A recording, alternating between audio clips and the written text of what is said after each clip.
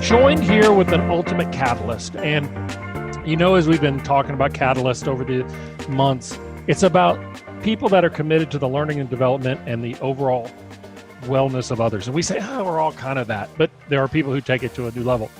Today, I've got Michael Breed, who I've known Michael for a couple of years now, but he's been an amazing catalyst for me because he's pushed me, he's challenged me, and he's also opened up some doors for me that have been very beneficial. But the reason I wanted Michael on this call was to be able to talk about how he has been a catalyst in many different formats, as well as mentorship, being out in front of the public. So, Michael, thanks for coming on. Are you kidding? Listen, Brett, I love being with you. I remember seeing you speak at the Teaching Coaching Summit, and as soon as you got done with that presentation, I had to go meet you. So, yeah, you did. Fond memory of mine and a very fond friendship I've got. So I'm grateful. Anytime you ask me to do something, I'm saying yes. Oh, I appreciate that. I love your backdrop, by the way. That's well Thank done, you. and I shouldn't be shocked about that. Not with you. Talk to me about your role in the golf coaching industry. Let's start there, because you've put yourself out in front of people, and it's not easy to be an educator in front of other educators because the spears come out, the thoughts come out. But to continue to go out there and educate, and then to provide in a very selfless way to individuals, to give them opportunities, it's pretty remarkable. Well, here's what I would say. First of all, you and I both know we didn't get to where we are without other people. That's true. Right? So I try to make sure that that's always in my mind. I'm not the only finger on the hand, and if I am the only finger on the hand, I've lost perspective. The thought process that I've always had is that I am always trying to get better. I always know that I need other people to help me get better, whether it's an individual that I'm talking to like yourself, or it's a book that I read. And I feel people are the same way. And so I think everybody's got positives. You got to find the positives, and you got to look at the positives, and then you got to stress that. What I also believe is that when you put yourself out into the arena, as you and I have done, it forces you to be better. And I'm not saying that I need to be better than everybody else. I just need to be a better version of myself, because I am going to be out there. Now, what I will also share with you is John Wooden, who I never met, but have read a bunch of his stuff, as I'm sure that you have as well. And his whole thing is, don't take all the accolades and don't take all the detractions and let them affect you. Put them in the same thing. And so I've always had this idea that my friends are always going to like me until I do something to harm them, or if I do something to harm them. And my family is going to love me unless I do something to harm them. And so I look at it like, as long as I live my life and I continue to put myself out there, and I have this perspective of I'm still okay, no matter what, because there's always going to be people that don't like vanilla ice cream. Doesn't mean vanilla ice cream isn't great. It just means they don't like it. No big deal. You're exactly right, and I think it's interesting because there's a blogger who takes unbelievable amount of crap by the name of Clay Travis. I don't know if you follow Clay. Oh yeah, okay. You bet. And people come after him, and he's like, "I've never had somebody who's had a negative thing to say to me in person." It's so funny you would say that. So literally yesterday, I was going through some stuff in the social media space, and this guy commenting about me said, "I can't stand that guy's voice." And so I responded back to him. I said, "I'm so sorry to hear that. I hope you find somebody whose voice that you do like." And then he got back and he said, "You know what, Michael, I'm sorry to have said that. I didn't mean to say, I just literally didn't think that you were watching." And I said, "No, I understand." And I've had the same thing. My experience with Clay is the same. People will say all kinds of bad things about you. And then when they get to meet you and they get to understand, because they don't know you. And so they don't like what you are for whatever reason. And then when they come to understand you, then they go, "You know what? I like that." I had a guy send me an email the other day, and he said, "I've totally misunderstood you." It had to do with the comments with Brandel Chamblee.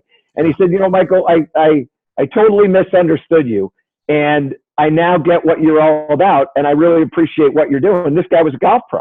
And so, look, nobody's perfect. I forgive those, and I hope people forgive me. It's interesting. You brought it up about the Brandel Chamblee comments. Yeah. We know what his platform has been. And I think there's a genuine interest of his, but it's been a very easy saw for him to sharpen and to go at because he's got the platform. But I took that article as kind of a flippant statement that he probably was out of character because Brandel always hits me. You know him better than I do. But he's always hit me as somebody who's pretty polished about what he says. He works really hard on that. And I think it got him this time. And your retort and your commentary on your radio show I thought was really, really good. But I took it as you defending the guys and the ladies out there who are working every single day to grow the game of golf. And whether they're right or wrong, what matters is the connection to the people. And I think that's what Brandel misses a lot. Well, there's a couple things to that you bring up, which is, again, fascinating. Look, I have a voice in the game. And from the instructional standpoint, and I'm not trying to pat myself on the back here, but what I would say is that I don't know many instructors who have a bigger voice than I have right now. Yeah. And I take that responsibility very seriously. I'm the guy who stood up for a decade on Golf Channel and said, go see a PGA professional. And the point to doing that was, I believe PGA professionals are well trained, and I believe that PGA professionals are trying to even become better trained. And I know that because I was, as you know, involved in the teaching coaching summits, and I've spoken at teaching coaching summits all across the country, all across the world. And I know what teachers are trying to do. And what I applaud is that there are different methodologies of helping people play better golf. And so I don't have a problem with Brandel having a philosophy on what he thinks or how he thinks a golf club should be swung. The problem that I have is that you flippantly shoot at golf professionals because they disagree with your philosophy.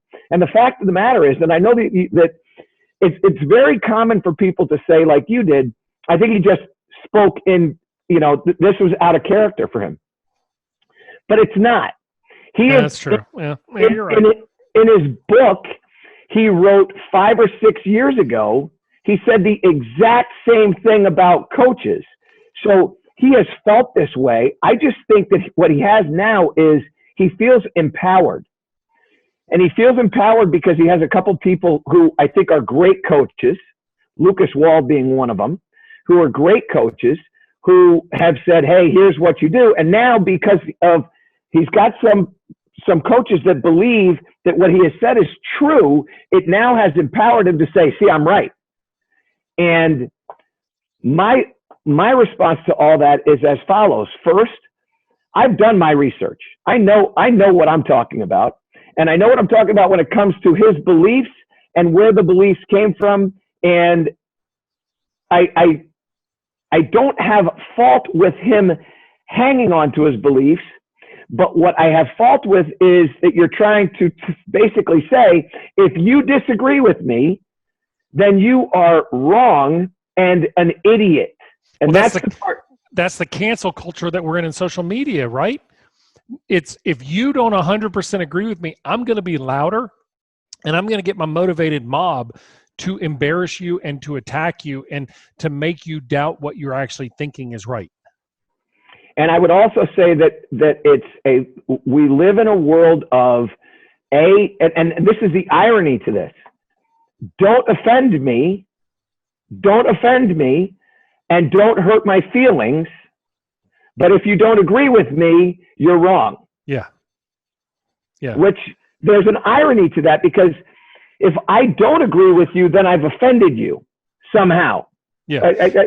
But what always hits me with that is it reminds me of the old king that stood behind his soldiers and threw the barbs and said, you guys are terrible, and then hid behind his guards when people rose up against him and was too cowardly to stand out there. I mean, I think most of the golf pros would kill to see him give a lesson because he's going to miss certain factors that are the soft skills of coaches that drive success. Well, so this is the other thing. So there's a lot of layers to this onion. And the first one is that you have to have a belief in what you're doing. And if you don't believe me, you're wrong.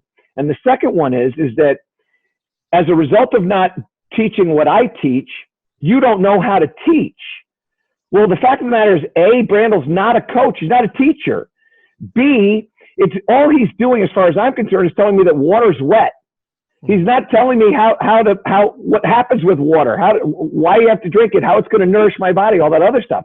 He also doesn't know how to provide the right information and how much information. Yeah. And so there's an absolute art to coaching that if you haven't taken a lesson with a specific coach, you have no right to open your mouth and say they're a bad coach. Let's go into the art of coaching, because I 100% agree with you.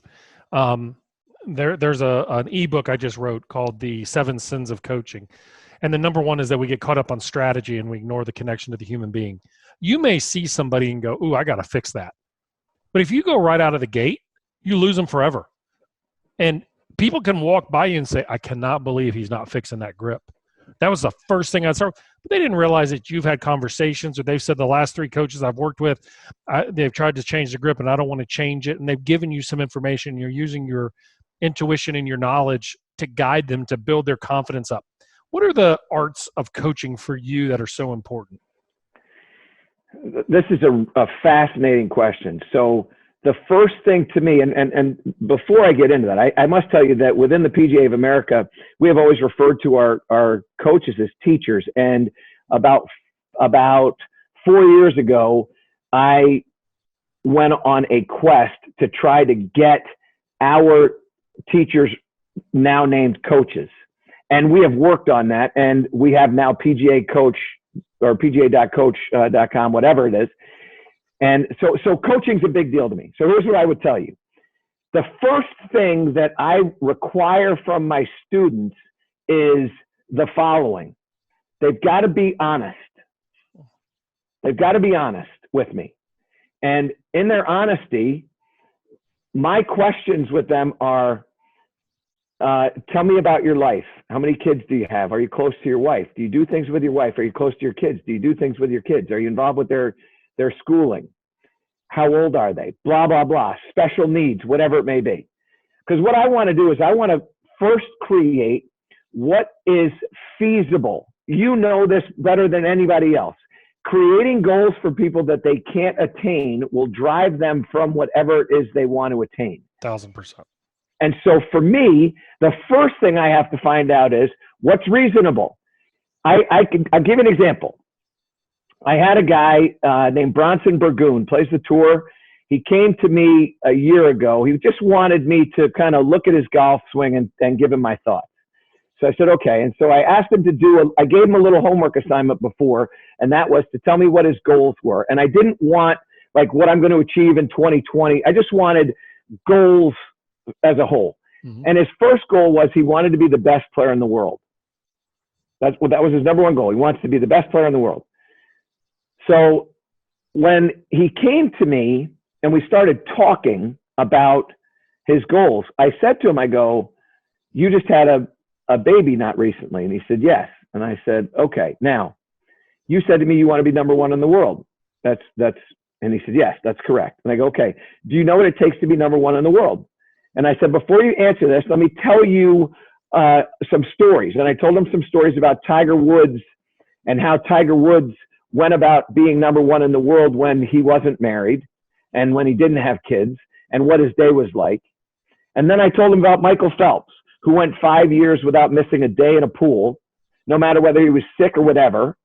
And I said, you've got a young son, you've got a bride, you have a responsibility. Do you like being married? And do you like being a father? He said, yeah. And I said, are you willing to sacrifice everything you have to sacrifice at home to be number one in the world? And he said, no. And I said, okay, if that answer is no, which is fine, then you can't have that on your goal sheet. And what he realized was it's one thing to say something, it's another thing to actually go about doing it. Yeah.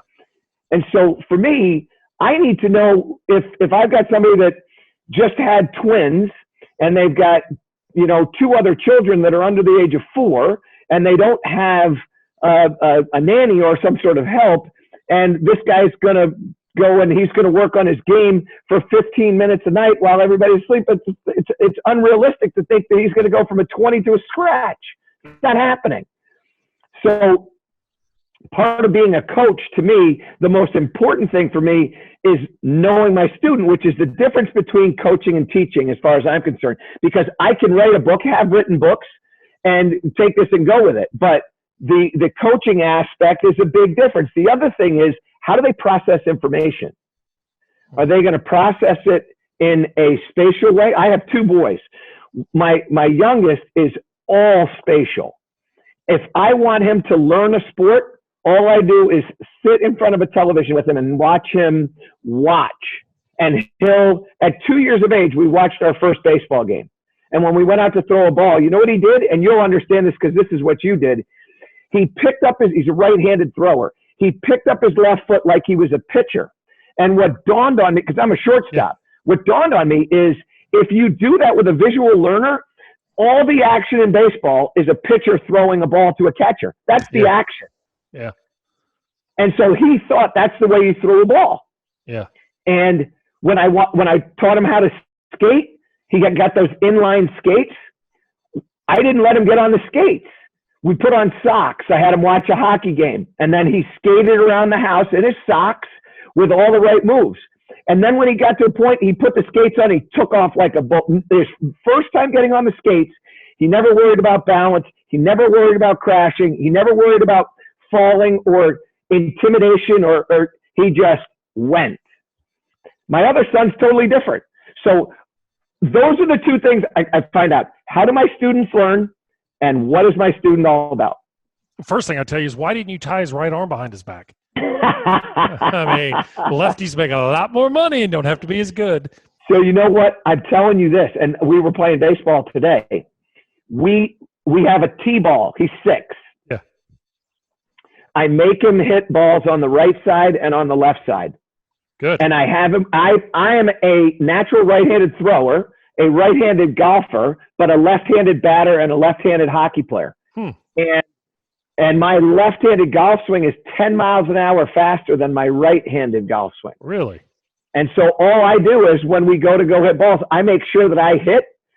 And I bat left-handed so he can see me bat left-handed, and then he'll mimic it. Very nice. Yeah. Like how Phil Mickelson learned to play, isn't it? 100%. I mean, that's why getting Mickelson into severe thought is something like Seve Ballesteros, something I just wouldn't have done. Yeah. Yeah, I've got a couple players like that, the less thought they're in. You know, we were on the range one day, and I was working with a player, and it was fascinating when he and his coach and I were working. Coach is kind of new with him, and he was working on backswing stuff, and I said, hey, do me a favor, just keep your knees. I said, I'm not a technician, but I said, let's try something here for a minute. Let's keep your knees focused, because that was something they were talking about. Yeah. And, man, his knees just quieted down. And where do you think the backswing went? Went perfectly. Perfect.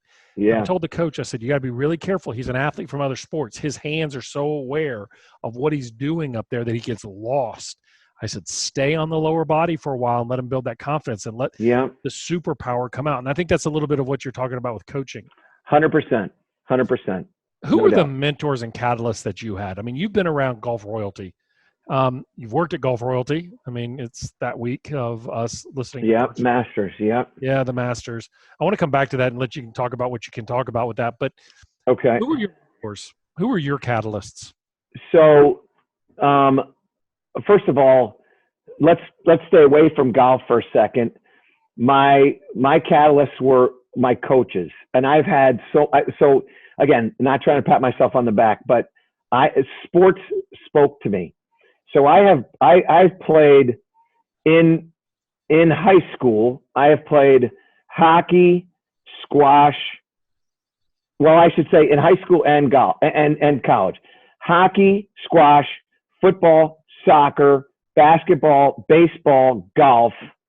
I mean, and I when I went to Randolph-Macon, I played in the fall of my freshman year 4 varsity baseball games. I started at shortstop, and also played 3 varsity golf matches and 3 varsity tennis matches, all in the fall of my freshman year. Really? So sports has always spoken to me, and I've always been a huge fan of coaching. So I will tell you that I have learned a ton from all of my coaches, how I've watched them approach other players, how I had Coach Borchetta, who was my baseball coach when I was 13 years of age. who literally looked me in the face and says, physical error is going to happen no matter who you are. There was only one perfect person. Physical mistakes, no problem. You make a mental mistake, you're taking a lap. And we spent, I can't tell you how many hours in practice from the age of 13 to the age of 15. At the end of every practice, we played situation. And I learned to play situation with all my players. You're coming down the stretch on Sunday. So players I'm working with on tour, when you play a practice round on Wednesday, you better tee off on the back nine at 4 o'clock so you know where the light is going to be. You're not going to be surprised by anything. You're not going to be stunned or startled by any situation. Yep. And you have to learn how to back out of all these different things. My coaches would say to me, learn to call timeout if you're in the box. Make sure you know where everybody is on the field. Same thing is true with my squash coaches. So I would say all my coaches, I mean literally all my coaches, a few teachers who I've had that were tremendous influences of mine. My brothers, my father, my mother, all those people have been. In the game of golf, I would say there have been a number of individuals that have influenced me. Daryl Kessner was a big influence of mine. I worked for him for 4 years. Dave Spencer, Bob Klecki when I was at Augusta National, and also other coaches who I've gone to go take lessons from or watch. So Jim McLean was a guy who I watched a lot, and Ed Ibarguen, who was a guy who, quite frankly, he and a guy named Coleman Plecker were two individuals that headed up my very first PGA business school. And I remember watching them coach all of us that were trying to become PGA professionals. And I admired the way they did what they did. And I literally thought to myself, I want to do what they're doing. I want to give back. So I would tell you this, Brett, it would be impossible for me to sit here and go, well, it was one person or it was another. It's been so many different people that have had an influence on me. And I think that's very gracious. What has been the hardest lesson that they told you as a pro, as a professional? Now, I don't mean necessarily a golf professional. I mean a pro in the business world. Okay, that we always look back at I think when we're going through time with a catalyst, it's just, we remember back to it made me feel good. But in the moment, man, it wasn't always joyous. And no. Sometimes it's the sharing of a piece of information. What was one for you that probably stung, but you've never forgotten? So there have been two that I can tell you. One of them was by my uncle. I was 17 years of age. Now, I'm dyslexic, which means I have a very difficult time learning, as I've shared with you in the past. And my grades were never very good. And I was 17 years of age, somewhat confused. I literally wasn't getting into colleges. I got into one college, which I'm fortunate that I did, and I'm so proud that I went and graduated from. But I'm 17 years of age, and I have no idea what I'm doing. My grades are poor. I've gone to, I can't tell you the number of summer schools I went to, but it's well over 6. Nobody knew that you had.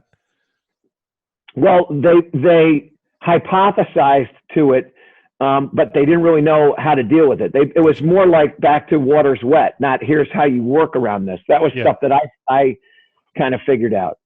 And he said to me, he looked at me square in the face. He said, listen, you don't have to be great at everything. You got to be great at one thing. You got to find the thing that you love to do, find the thing you're good at, and then go out there and be the very best that you can possibly be.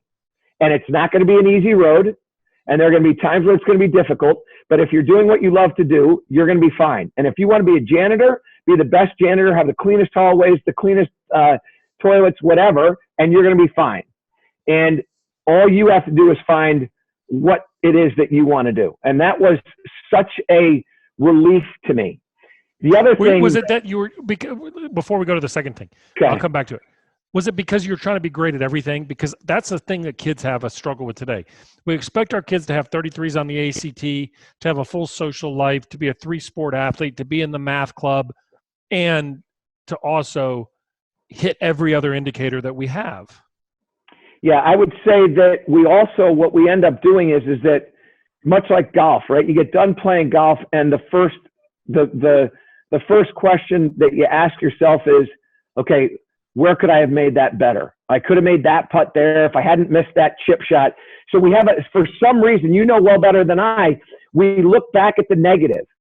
Yeah. And I think what happens to us is that we look back at all the things that are around us, and what we see is what we didn't do instead of what we did do. We have a thing in our house, and we started it, honestly, nobody can say anything to anybody unless it's a compliment. You can talk to people like, what do you want for breakfast, whatever, but you can't say, you know what, you made a huge mistake there. Why'd you hit? None of that. We're all compliments right now because look, everybody's walls are closing in, right? We're in quarantine up here. So we're seeing ourselves every day and nobody else. Yeah. And so it can, you can get short with one another. So that was a big deal for me. The other thing that was a big deal for me, and this was something that I must tell you that was probably my father, who kind of said to me, there's no such thing as a smooth road. And there have been books written about it. The obstacle is the way. There have been quotes written about this. But what he taught me was, as long as you can persevere, then every single speed bump is something that makes you grow. And what I call is hurdles. So for me, when I jump over a hurdle, what I do is I change my point of view. I walk through my everyday life at right around 6 feet. When I jump, I'm now 7 feet, and my visual field changes. And so I look at life as the hurdles that make you see a different field. And when you see a different field, you now have greater options. So for instance, I will routinely task my teams with coming up with ideas of how you can make a better instructional device. And I literally, okay, this is our last task that we just did. You need to make an instructional device, but it has to be out of Lego. How are you going to do it? And one guy made a really cool thing. One guy made a really cool thing. It tasked me to make something. And it literally took me 2 weeks to figure out how to make this thing. And I had different renditions of it. And right now it is really, really good. And I'm going to put it out on social media. But it's little things like that, realizing that the go under it, go over it, go around it, go through it, but get on the other side of it. That's really where my head is. Don't you see, to that point, that's one of the things about golf is that there's never really a perfect round of golf. There's never a perfect game. And I had a podcast host with a guy, he was the director of the band, or he is the director of the band at the University of Alabama. And we were talking about performance, and he said, guy told me a long time ago, he said, because musicians are always trying to play their perfect performance like athletes do. And he said, the person looked at me and said, so why would you blow your perfect day to day? You only have best one time in your life by definition. Why can't we just have a better day? And it really hit me and stuck with me. And I've used that all the time because people say, well, I didn't play my best today. I was like, well, why would you waste it today? Like, you're going to have a day with struggle. You're going to have a day with challenge. Why is today have to be your best day ever to be good enough? Look, this is what it's about. It's the climb to the mountaintop, right? Yeah. And as you continue, I think if you strive for better, not best, but better, then best honestly doesn't exist. I literally think if my goal is better, then best doesn't exist for me. That's kind of how I look at my life. So my bests are in front of me because I'm going to continue to elevate. I'm going to continue to push. That's exactly right. Yeah, I did a podcast interview with Kevin Eastman. Have you ever read any of Kevin's stuff? No. Right, so Kevin was the. Hold on, I got to write this down. Yeah, hold on. Kevin Eastman. Yeah, Eastman, and he's got a book out right now. What the best of the best do. And he was a basketball coach for the Boston Celtics and player personnel for the Los Angeles Clippers. Former college basketball coach. You'll love it. But he talked about how his formula for greatness is better plus better plus better plus better plus better. Yeah. Because He said, I've been around great players and I listen to and it's all about the words. You'll love it because it's all about the words that people say. He Yep. said, you always hear the same themes. And spending time with Kevin Garnett of, nobody will ever kick me off of a court because I hold the standard of what is good enough and what is not. And those types of things. And he was really, it hit me of it's better plus better plus better plus bet. It goes on. I mean, because we'll never break through. We'll never have that moment that, we've arrived and the angels sing and the lightning strikes and we become the greatest player to ever play. Instead, it's, okay, well, can I do it? I think about the number of players that have achieved number one since Tiger held it for so long. And it's some pretty shocking ones because some held it for a very short amount of time and they achieved it and they were done. And I remember Stacey Lewis on the LPGA saying that is, I wanted to achieve it, but I didn't know what it meant to stay there. Then she wanted to go back and stay there. And then I think once she stayed there for a little time, she was kind of done with it. Like to your point about being number one is, I don't know if she wanted to have kids, it's done. What are you prepared to sacrifice? That's 100%. Right. Yeah, no doubt about it. What about the world right now with golf instructors? And let's just focus on this, but this could be any coach. Social media gives coaches an amazing platform to be able to share their ideas. 100%. But it's also created a little bit of an unrealistic platform, maybe. I mean, what I mean by that is everybody's on the chase. And I've studied a little bit of the internet success stories. And there's some great ones. Me and my golf guys, great. Mm-hmm. Talk to them. They said, look, our target is not the tour player. Our target's the 15, 20 handicap. You look at the Mark Crossfields or the people who've built, or we did a podcast with them. Eric Andrew Rice. Andrew Rice, another one. I was on his Instagram live yesterday. You bet. Brilliant because, I see so many people they want it now. They come out, they got great ideas. And I remember when Eric first posted on one of the Facebook forums, when I was kind of getting started of like, I'm going to go online and teach. Yep. And he's coming. No, that was just a family checking on me. Okay. I thought you said dinner's ready. What are you having? Probably some Italian, right? Up there in New York City, New York. Exactly. Yeah. But everybody's on the fast hunt, right? It's like, give me the 10 tour players. I'm away, and the world is going to change because of it. Versus the grass is still on your facility or the turf is still in your facility. And the people that come through that door, I think that, and I know people are going to say, well, that's very easy of you to say, Brett, now that, where I'm at. But I'll tell a story about that in a minute.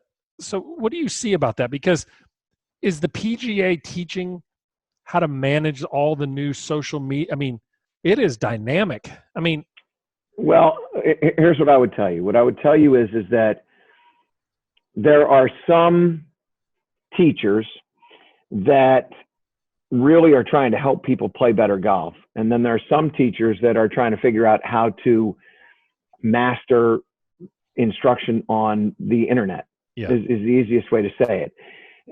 Simon Sinek in the book, Start With Why. I always go back to when I talk to people who say, I want to do what you do, Michael, how do you do it? I always go, well, why do you want to do it?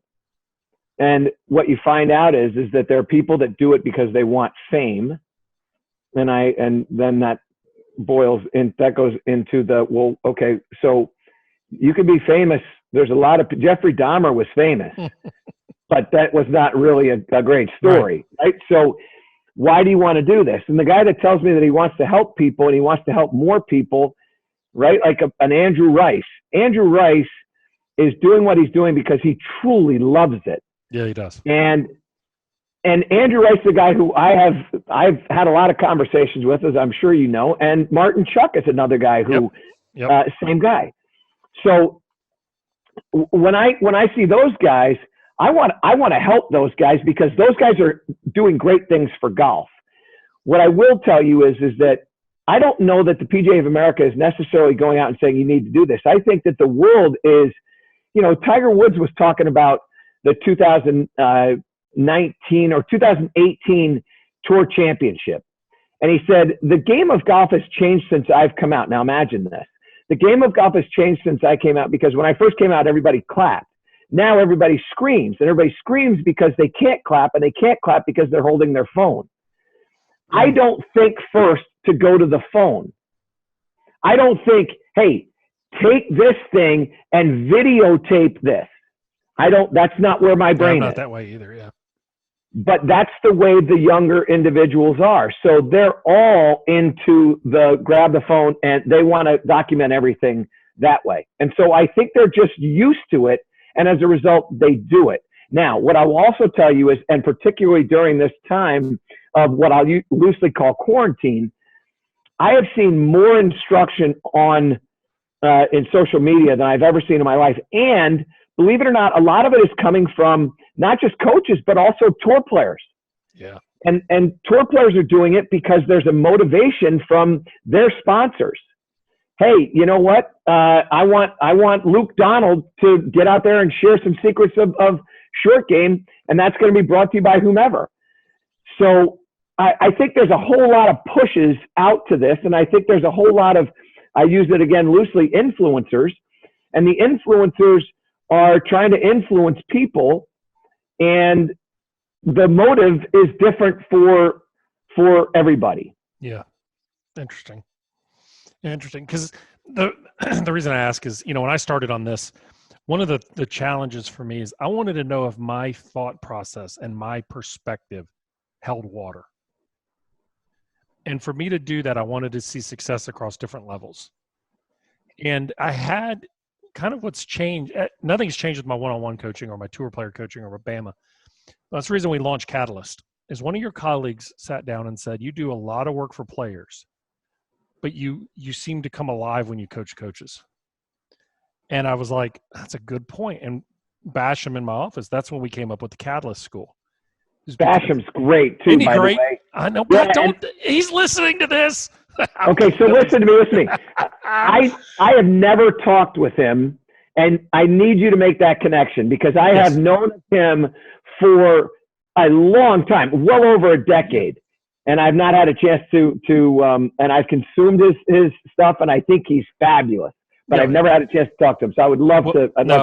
I will, and I will connect you to Brandel. Okay. I mean, he's fantastic. I appreciate that. But the thing is, we started sitting there thinking, it was like, there's such an opportunity for coaches because, I think the lessons that have happened and learned. I mean, you've been in a place where you were at the mecca of coaching for most people, the Golf Channel, and then you said, "Yeah, okay, I'm going in another direction." And you built, and I remember telling you, I was like, look, you're going to build a bigger platform where you're going. And you may not have Monday nights covered, but you're going to have other nights covered. And you're going to have, because people have these in their hands all the time. They want it real time. And you've done that. And you've reached out. And it's so cool to watch the adaptability of you. And I think that's what coaches need to do is like, look, not everybody's going to have the hugest market on social media. I mean, if you go on Instagram, there's certain things that sell on Instagram: golf swings, bikinis, fitness, and food. 100%. And travel sites with people in bathing suits that are fit. I mean, that's what moves people, and so it's like, how well can you communicate with, as you said, the short time frame of our minds to say, and I think that's why you always do a great job of communicating and teaching, is like, I'm going to show you something in 3 minutes. Okay. Try it out. Let me know. But it's not, I've solved your problem. Try this and see what it is. And I think that's what people need to do when they get on the social media platform and say, look, this is the way that I think about it. Try it. If you don't like it, send me a message. Shoot. In social media world, 10 haters is always better than one lover, from an engagement standpoint. I'll tell you the other thing too. And this is one of the things that I have found. I thought it, I didn't know it, and now I know it because I've seen it. People want to see other people enjoying themselves. They really do. And I had more comments when I have done the stuff that I'm doing that says, man, you're so full of energy. You have so much passion for what you're doing, which is why you would get the comment from somebody who says, man, you come alive when you start coaching coaches. Yeah. And, you start to realize, man, when you're coaching coaches, you're making a huge difference because that's how I see it. The individual that's a coach that you're coaching wants your information. And that they're going to go and do what you ask them to do. I've seen it. I've watched you do I've watched you stand in front of coaches at teaching coaching summits on at least 2 occasions. And to watch how you ignite coaches is a gift. but it's the gift of your passion that wants to help them that gets them. And that's the coolest part of what you do, what I get to do. And I think what people understand about us is, man, we love what we do. Yeah, we do. And that's where you come alive. Yeah, it is true. And I'll tell you, when I did your show a couple times on the Golf Channel, it was always funny as I was like, all right, how do you do this? But your energy was so incredible for sharing to me of how it happened, but also to the viewer. It wasn't an act. And that's what people would say is, how does he have that energy to do that? Is it like turn it on? I'm like, no, he's bouncing around during the showtime. And it's not easy to leave your family on a Sunday and fly down there and fly back on a Tuesday. I mean, that's not easy. Those are golf professional off days because, people need work on Sundays and Saturdays. It's so funny because I will tell you, and this, we've talked about these things a lot. We have what I call choice jobs. Yeah. And there are people that don't get to choose their job. We have chosen our jobs. We were fortunate enough to be able to go, okay, this is what I want to do. And then we were fortunate enough to be able to have the mentors that gave us the time or the wisdom or whatever. And we became what we became, but we still are doing our choice job. And there are people that are collecting money at a toll booth that are working because they have to work. And now you look at this stuff that's going on in our world, and we sit there and go, okay, how can we reinvent ourselves so that we can continue to do what we're doing? And there are many people that don't have that drive because they're just collecting a paycheck.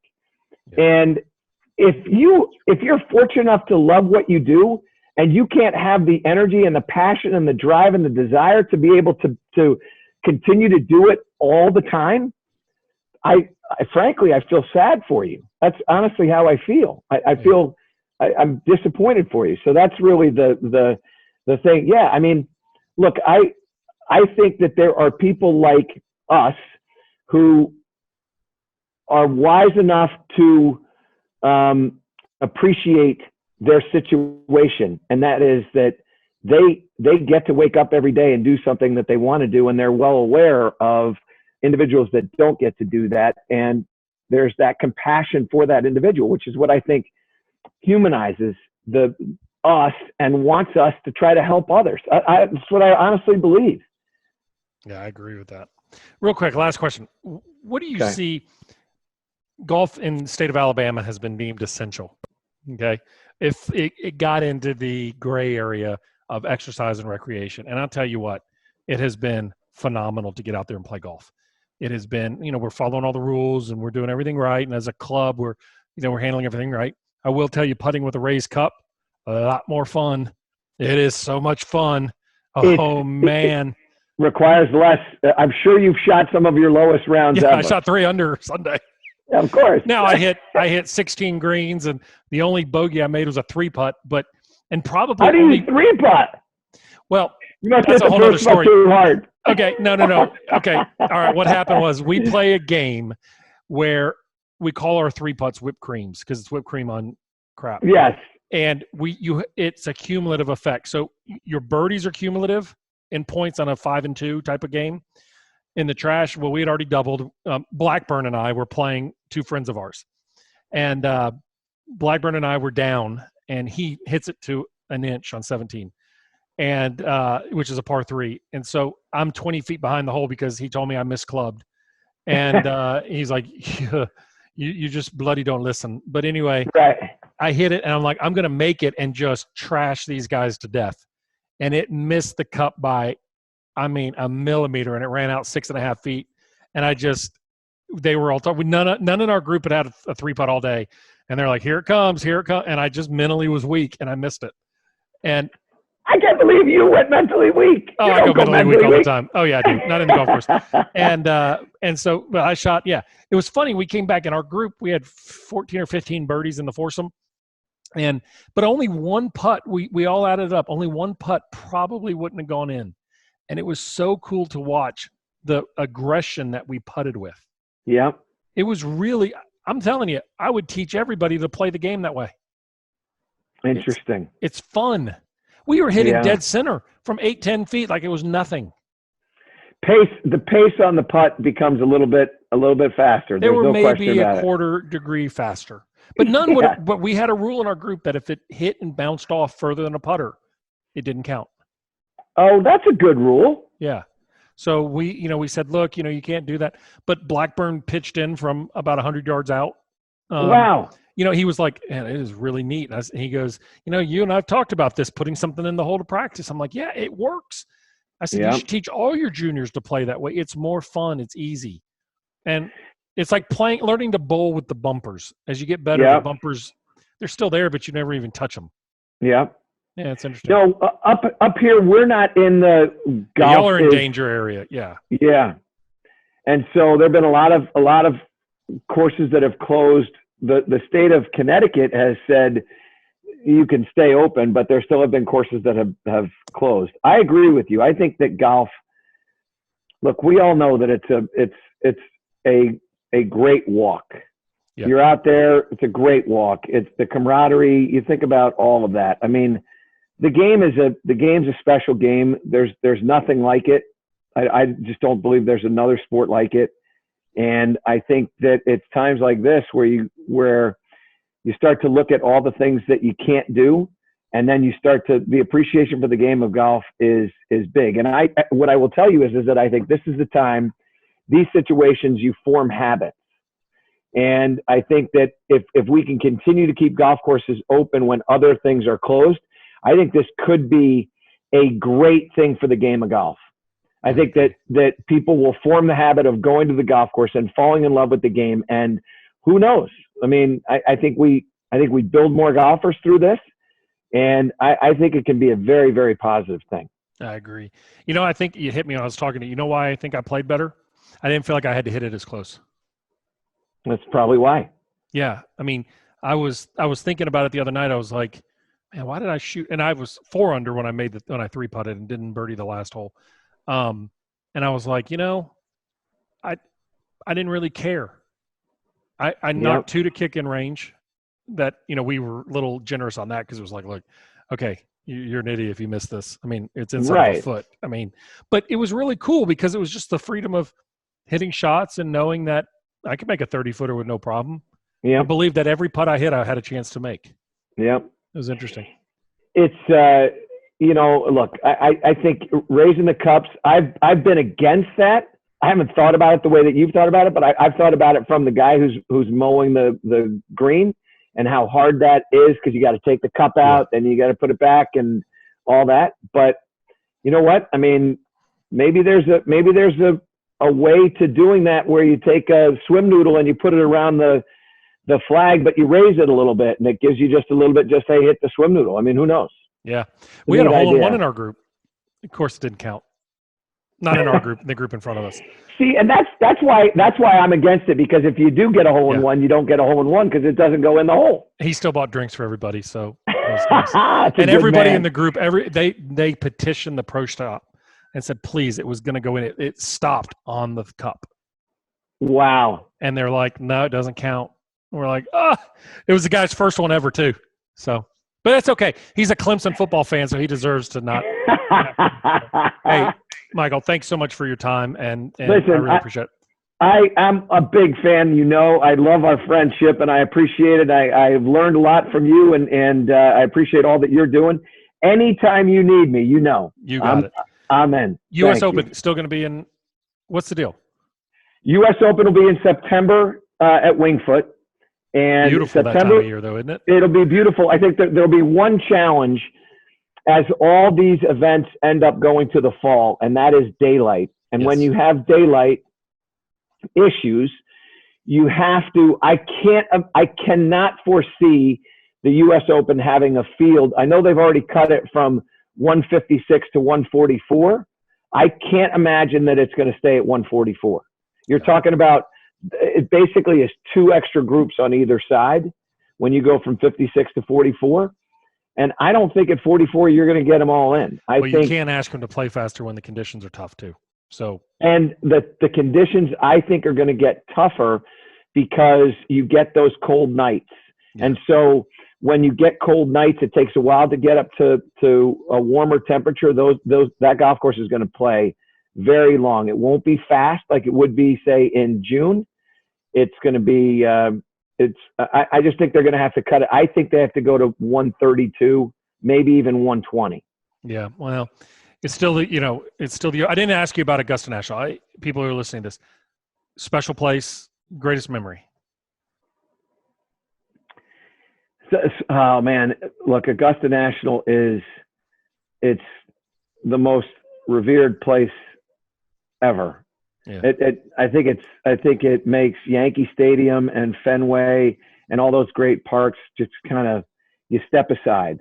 There's only one. There are so many memories. I will tell you this, a memory of eating breakfast with Gene Sarazen and having that time, a memory of talking with Byron Nelson, a memory, because when they come in, first of all, everybody's in a great mood. You never have anybody in a bad mood at Augusta National. Right. And I'm not just talking about at Masters. I'm talking about throughout everybody's in a great mood. And they're all willing to share their time.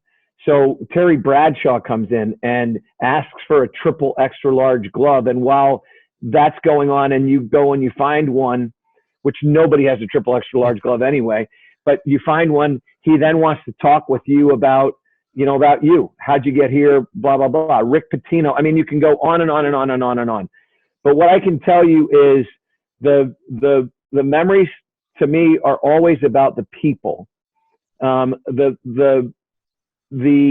I'm not talking about the famous people. I'm talking about the people that you worked with, the friendships that I have. One of my closest friends right now, a guy named Ted Kegel, who taught Webb Simpson how to play golf. Yeah. And he taught Grayson Murray how to play golf. I mean, literally from the age of 9, never having picked up a club, to developing their talent and getting them on tour. That relationship happened at Augusta National, and he's like a brother to me. And so, what I would say is what my greatest memory is the people. And I will tell you this one story. So this friend of mine, Ted Kegel, we would have at the end of the year, you have appreciation week, and we all are given, you can have one person come down and play with you. And Ted, who had been there for a period of time before I had been there, decided that he was going to give me his spot. So I got to invite 2 people down, and I got to invite one of my brothers who was a golfer and my father. And my father died of Alzheimer's back in 2001. He never got to play Augusta National except for this one time. And to my grave, I will know that the passion of the game of golf and all that other stuff, I was able to give something to him. He gave me golf. My dad gave me golf. He embraced it. He helped me he paid for me to get a set of golf clubs and all these different things. And I was able to do that for him. And that's without question my greatest memory. That is, that would be a greatest memory. No doubt. No doubt. There are people that sit there and go, who would be your dream foursome, right? Yeah. And we're going to go, well, I'm going to play with my dad and I'm going to play with my brothers. That's my dream foursome. And I've played that dream foursome a lot of times. So, special. You're a special man, sir. You're the best. Thank you, my friend. Love you. All the best. Thank you. Yeah, as well. Thanks. All right. Bye.